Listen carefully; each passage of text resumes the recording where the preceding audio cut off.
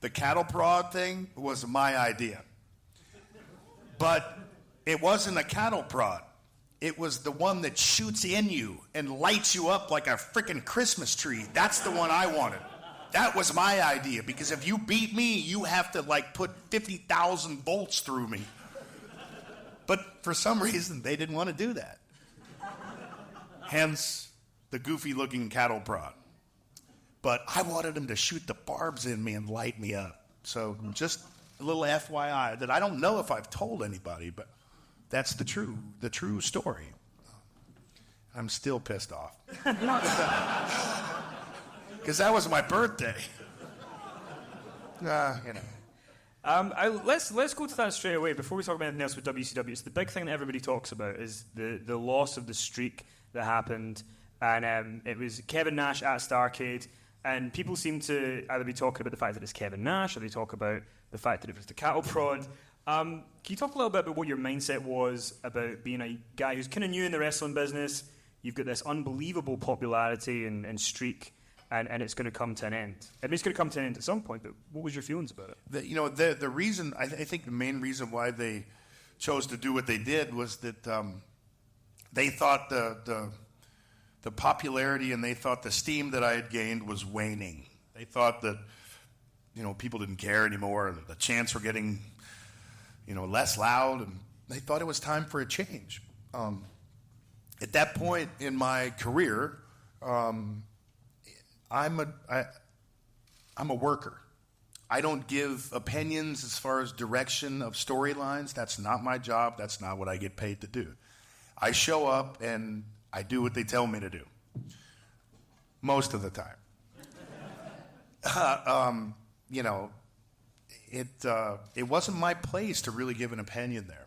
I'd been in the business for such a short period of time, and I was so greatly appreciative of everything that I had accomplished or been given or been in the right place at the right time that, hey, man, it wasn't my deal.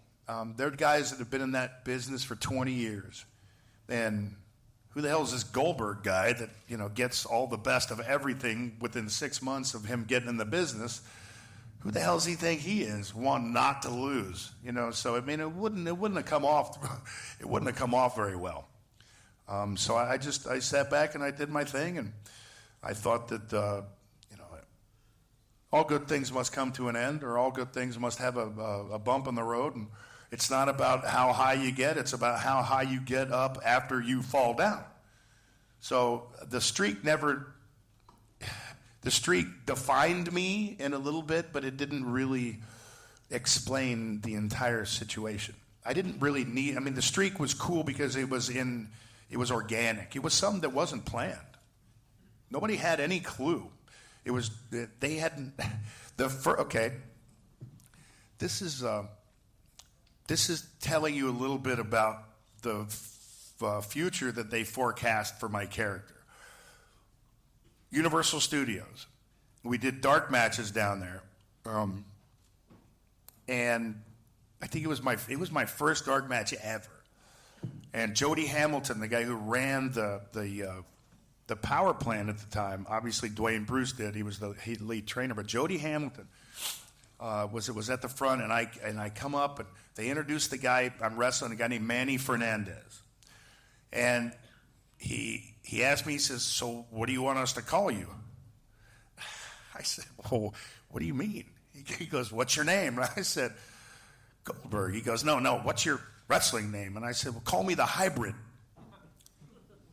Hey, I thought it was cool. Don't laugh at me.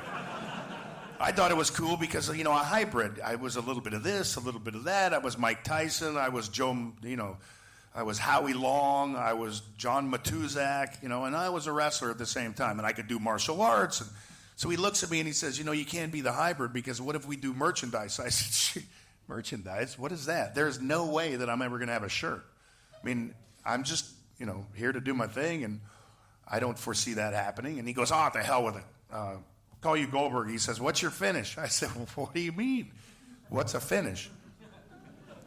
He goes, "What do you need? You got to do something at the end of the match to be really impactful, to finish the match." I said, "Okay." And I went out in the ring, and I looked at Manny Fernandez, and we hadn't gone over before him. And I said, Manny, do you trust me? He reluctantly said yes. And I said, then at the end of the match, you tuck your chin, you spread your legs, and kiss your ass goodbye. And I proceeded to run him over like I'd never run anybody over before, except for like Emmitt Smith or something like that back in the football days. And I came to the back, and Jody's mouth was on the floor. He goes, whatever you just did, you do that every single time. I said, okay, that's pretty easy because it's a football tackle. So, I mean, that was my beginning. I really didn't foresee any big kind of streak or anything like that happening. So I was always appreciative of an opportunity to grow as a person by getting into a new niche, a new business, and trying to make a name for myself and hopefully making it towards the top. So everything I was given in the wrestling business, I mean, I worked very hard, but everything that I obtained in the wrestling business, it didn't give me an attitude to where I thought I knew everything, okay? So I was not a booker. I was not a guy who really put matches together. I was a guy who took orders and delivered. That's all, so I never really had an opinion on it because I always thought that these guys knew much more about the business than I did, for sure. So if whatever they say is right. So it's like my second match when I took a belly-to-belly suplex from Barbarian, from the top rope. I did it because I trusted him, and I did it because I didn't know any better.